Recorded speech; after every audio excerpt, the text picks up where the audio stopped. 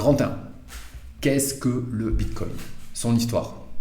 Son histoire date pas seulement de la fin des années 2000, et quand je dis la fin des années 2000, c'est-à-dire juste avant 2010, mais ses travaux et son idée en réalité datent des années 80.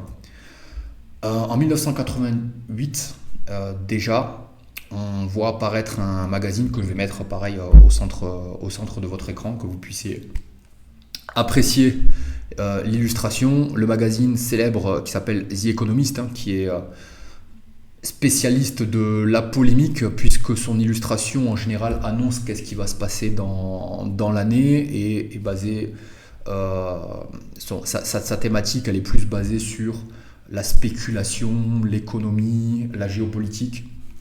Et c'est très intéressant. Et une fois que l'année est passée, on se rend compte qu'ils étaient très bien informés, ou alors ils avaient vraiment bien anticipé les événements à travers les données et les informations qu'ils avaient. Et déjà, donc en 1988, sort ce magazine avec la publication que vous voyez à l'écran, avec un aigle. Cet aigle, il est intéressant parce qu'il représente la puissance dans les empires passés. On voit l'aigle par exemple dans l'Empire romain, dans la Grèce antique, dans l'Égypte antique, et cet aigle, il a donc sur son crâne la fleur de lys qui est le symbole de la monarchie. Donc on est vraiment sur un symbole fort qui piétine, ce qui ressemble fortement à du dollar, puisque ce sont des billets verts, et ces billets verts, ils sont en train de brûler. Ce qui représente deux choses, à mes yeux. On avait anticipé pour moi en 1988 la fin des paiements en espèces et la dévaluation des monnaies, donc avec la perte de valeur qui a lieu chaque année avec la politique des banques centrales qui crée l'inflation. Et si vous avez suivi des cours d'économie, je me souviens avoir posé une question à ma professeure d'économie de l'époque et je lui ai dit que je trouvais ça très injuste qu'il y ait une inflation qui était basée sur la dette. Elle m'a dit, mais l'autre fille, c'est tout à fait normal qu'il y ait une inflation, on a besoin de cela. Donc on a des billets qui brûlent pour la fin des paiements en cash, en espèces, et des billets qui perdent de leur valeur.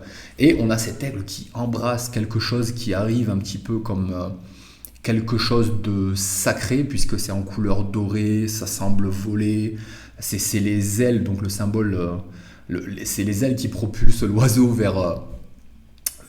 dans les airs et qui semble embrasser ce Bitcoin comme pour le porter vers le haut. Donc vous voyez le lapsus, j'ai appelé ça Bitcoin parce que cette pièce de monnaie dorée ressemble fortement au symbole du BTC. Et on voit une date dessus de 2018, soit 30 ans après l'apparition de ce magazine, ce qui est absolument fascinant.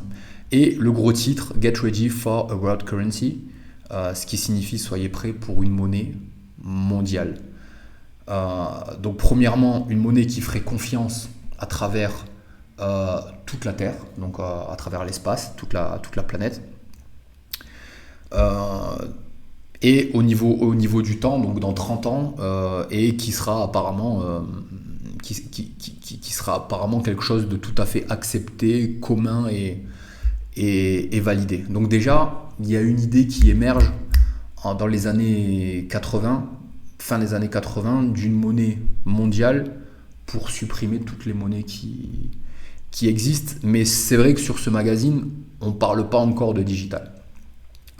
Le digital, dans ma présentation, vient dans les années 1990 avec une personnalité très importante qui s'appelle Nick Szabo, qui est expert en cryptographie et qui a aussi des connaissances dans le côté juridique, puisqu'il est juriste, cryptographe et diplômé de sciences informatiques de l'université de Washington en 1989. Et ce Nick Szabo, il est un petit peu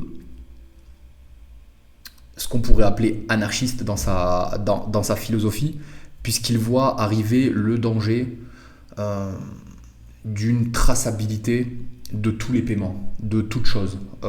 C'est quelqu'un donc, qui a des connaissances dans l'informatique et qui voit arriver en fait les possibilités techniques absolument fantastiques de l'avancée technologique, mais aussi les dangers.